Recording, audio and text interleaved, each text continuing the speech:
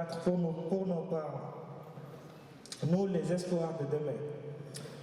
L'occasion suivie des formations professionnelles aux filières des métiers d'avenir gratuitement et d'aider nos parents à se décharger de ce fardeau. Car, étant sous le joug des conditions précaires, merci infiniment, merci du fond du cœur. Thiès est derrière vous, Monsieur le ministre.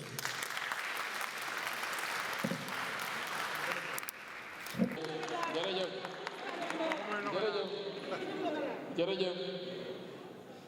kon monsieur le ministre sant naa la gërëm na en tant que collègue mais également sant naa la ci opportunité bi ma may ma fàttaliku démb mais également am yaakaar par rapport à l'avenir ndax démb wax naa 98 président Macky Sall nekk président des cadres du PDS ñu koy wax CIS président Idrissa Seck nekk secrétaire exécutif du PDS man ma nekk responsable des étudiants de l'université noonu la ñu àndee ba 2000 yàlla may ñu alternance président Idrissa Seck président Macky Sall ñu ànd ak seen wéyjur ñu ànd ak seen wéyjur président Abdoulaye Wade ba yàlla dogal li mu dogal ba li fi jaay yépp am fi 2012 ñu ni tëf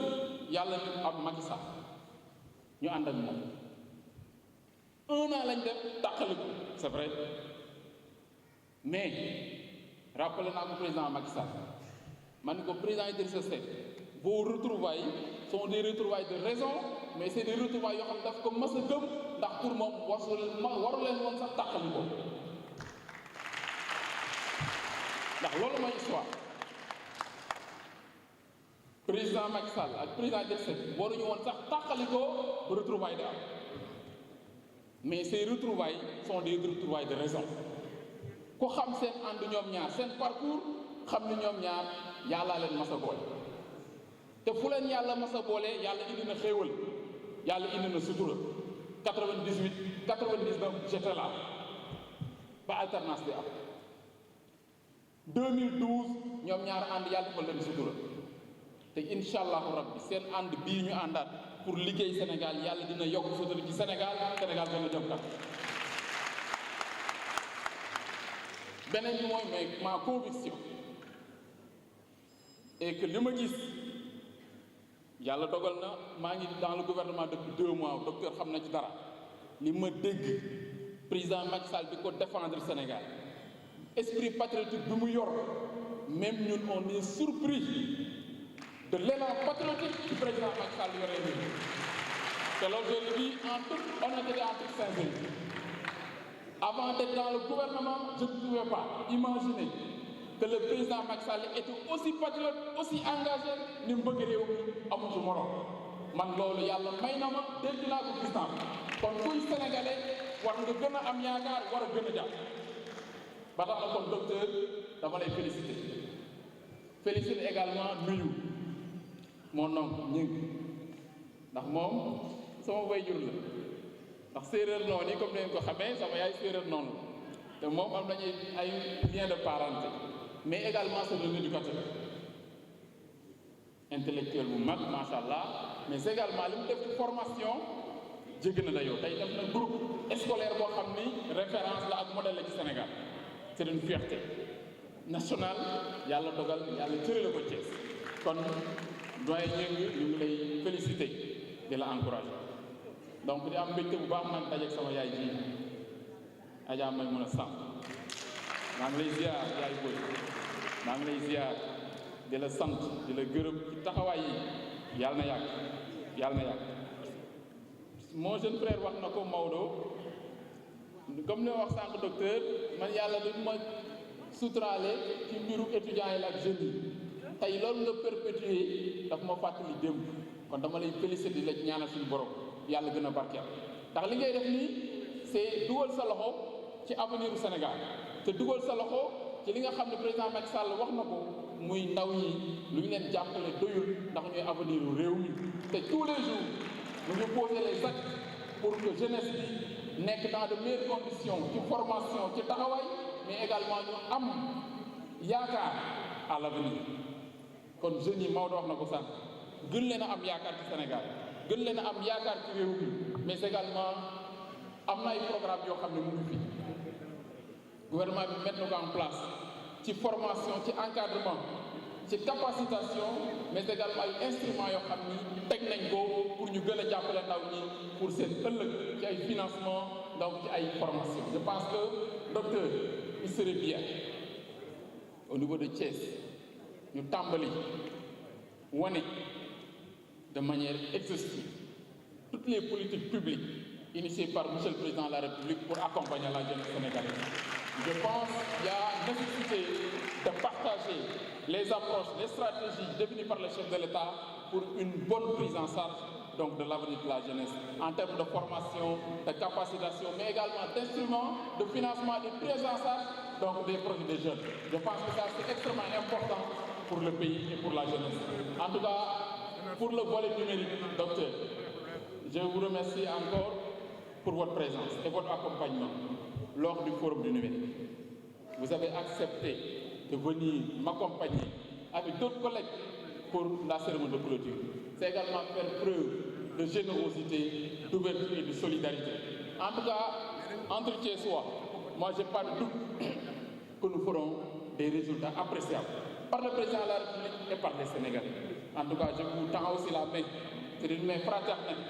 qui nous unit déjà. Donc pour qu'ensemble, nous puissions mener les grands combats qui sont devant nous pour une meilleure prise en charge de la politique de jeunesse au Sénégal. En tout cas, vous êtes déjà en train de jeter les bases et les jalons d'une prise en charge réelle de l'avenir des jeunes de ce pays. En tout cas, je vous félicite et je vous encourage. En tout cas, avec loolu laa bëggoon wax di sant di gërëm waa Thiès mënuñu leen fay mais également jàpp leen ni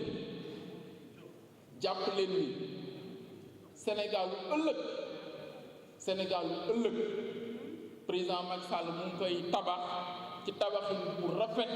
ànd na ko frère am président Idrissa Seck ñun ñi nga xam ne seen ndaw lañu taxaw nañu pour ko vision yooyu yéene yooyu ñu am ci Sénégal yàlla motul ko jàmm ñu ngi sàkku seen ñaan di ci sàkku seen jàppale di sant ñëpp di gërëm asalaamaaleykum wa rahmatullah jërëjëf.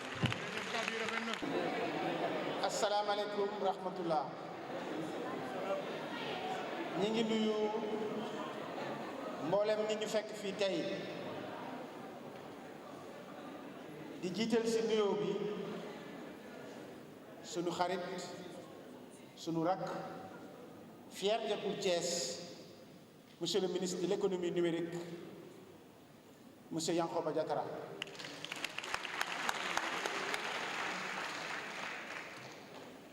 monsieur Yankhoba Diattara dafa nit koo xamante ne ku loyal la ku fidèle la l'homme de conviction bi nga xamante ne fuñ ko fekk ci li nga xamante ne mooy wetu le président Idrissa Seck la ko ñëpp xamee ba tey jii yàlla def président Macky Sall ñoom jox ko cër bi nga xamante ne muy cër bu am solo fi ñu nekk ensemble au niveau du conseil des ministres ñëpp dañuy tooñ naan yéen Thiessois yi ndax wone diggante bi ni mu rataxee ak ni mu rafete Adja bu géwél nee na su démb ñaawoon tey lu rafet waaye démb dafa rafetoon moo tax tey ba ñu àndaatee macha allah muy loo xamante ne ñëpp dañ ci kontaan.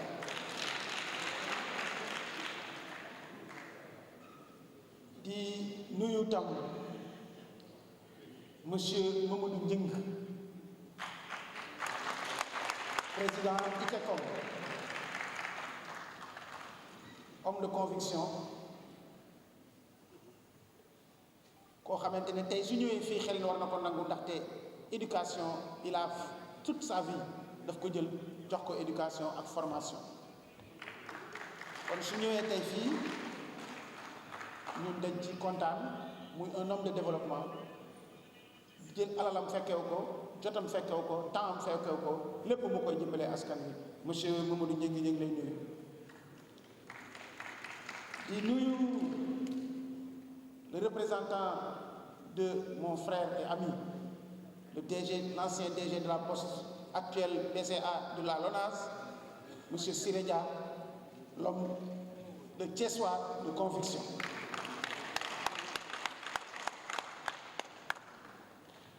di nuyu représentant Adja Marème Diop représentant Ablaye Dieye un jeune boo xamante ne Thiessois la waaye moom it social lañ ko xamee ci taxawu askan wi di def ay action sociale yu am maanaam moo tax tey jii mu yónni tey Marème Diop mu représenté ko maa ngi koy nuyu di ko sant di ko gërëm di nuyu soxna Marème mën a Samb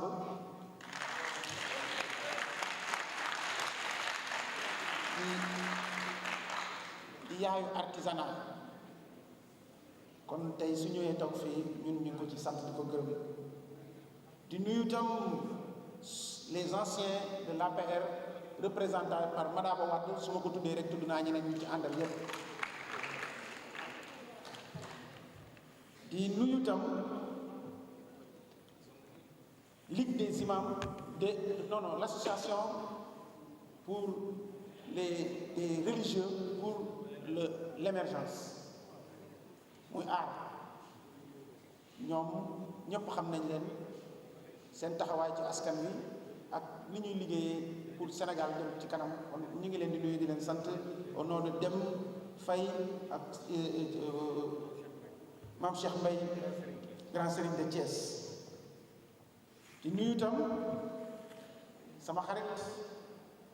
docteur Mbodj sama xarit docteur Badara Ndiaye mon ami Idrissa Diabaté ñooñu dama leen di nuyu waaye ci sama bopp la ñu bokk sa bopp nag doo ko nuyu waaye nag il faut comme ñëw nañu rek dinaa leen tudd mais ñooñu ci man la ñu bokk di remercier aussi un jeune ambitieux travailleur moom mooy Ablaye Mbaye su lii amee taxawaayam daf cee bokk parce que xeex na ci guddee ci bëccëg yëpp dox na ci ba incha allah lii mujj daal di nekk tey jii kon ñooñu ñëpp maa ngi leen di nuyoo yi nag dinañ ko gàttal parce que guddi na te nit ñi dañu war a dem waaye ñëpp nañ xam ne ku fi toog sama xel mi ngi ci yow di la remercier léegi nag artisan yi nag moom su ma nuyoo may mun a sàmp nuyu naa leen parce que mooy yaayu artisan di nag doog a ñëw ci li ñu fi indi muy xale yi nag dañ leen di ñaax ndaxte dëkk su nekkee fu nekk fa nga jëm formation moo la fa yóbbu formation di base indispensable président Macky Sall daf ñu wax nañu def tout pour que jeunes yi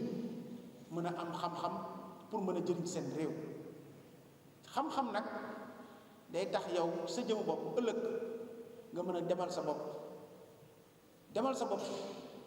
mooy tax nga mënal sa bopp soo mënal sa bopp dimbali sa ay waajur tey ñi ngi remercier encore le président Macky Sall ci kóolute bi mu ñu def ba toog ñu ministre de l'artisanat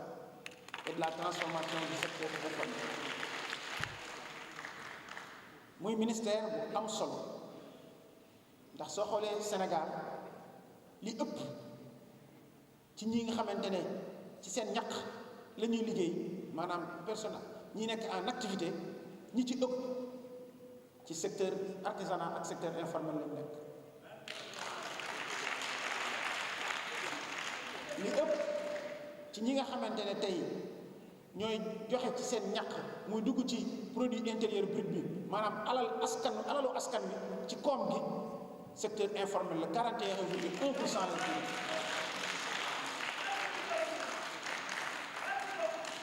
secteur informel yokk ci itam mooy ki nga xamante ne ku ñëpp jaaxlee koo xam ne kenn soxlaatu ko kenn xamul nuñ koy def secteur informel lañ koy def mu soppi ko def ko nit ba ëllëg muy jëriñu askanam.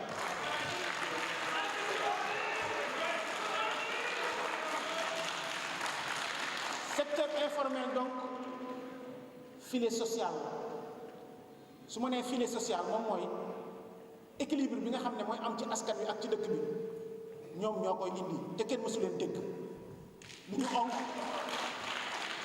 du ñu grève du ñu marche du ñu toj bus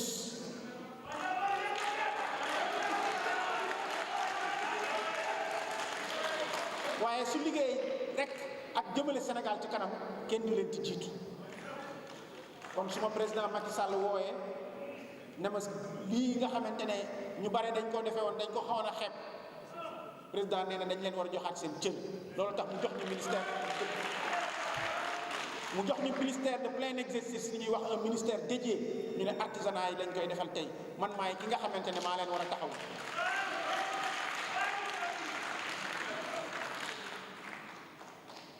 di laaj kon jeunesse sénégalaise bu leen bàyyi artisanat dama bëgg ngeen xool ko ne ko jàkk ñii nga xam ne tey am nañ formation souvent Sénégal jeunes yi bare dañu am formation mais ils ne sont pas employables xam nga lu tax employable ñu am nañu xam-xam waaye xam-xamu liggéey moo leen dese su doon sama sago ma ne aux jeunes osez l'artisanat ñeme leen dugg ci artisanat tey ñi am master tey ñi nga xam ne ñi ngi am ay maîtrise ñi am bac te am demuñu fenn nañu mosi artisanat suñu demee ci artisanat ñu nekk industriel suba PME daal di dugg ci petite et moyenne industrie demee ñu nekk des champions loolu laa leen yéene yéen ñi nga xam ne yéene suñu jeunesse et loolu nag dama leen di wax c'est possible ce n'est waxuma leen lu mënul nekk dafa mën a nekk mais nag dafay laaj ñun ñëpp ñu góorgóorlu gëm suñu bopp il faut que sénégalais yi gëm seen bopp xam nga lan mooy gëm suñu bopp moom mooy patriotisme économique nañu jël li nga xam ne ñoo ko moom ñu koy jëfandikoo suñu bopp du dem fenn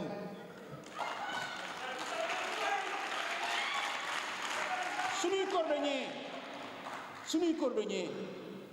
ñeewuñu kenn am nañu xam-xam nañu sol seeni dàll suñuy tailleur mën nañoo ñaw nañ sol seeni yére waaye fekkee la ñu jógee mbalit moo xam ne jógee na France wala Europe ñëw ba rey suñu ay liggéeykaay kon loolu moom mooy li nga xam ne dafay rey suñu askan nañu gëm suñu bopp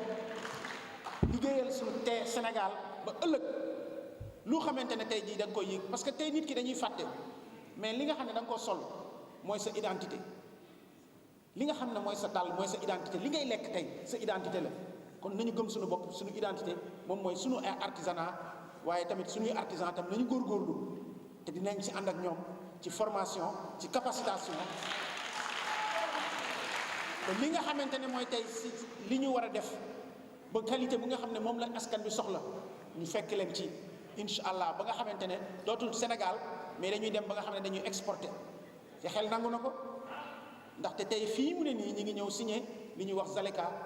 moom mooy zone de libre échange africaine maanaam tey fu ñu dem ci Afrique plus de 1,4 milliard de personnes marché boobu mu ngi koy ubbeeku impôt du ci dugg kon nag ñun nañu taxaw ba suñuy artisan kenn du leen ci ëppale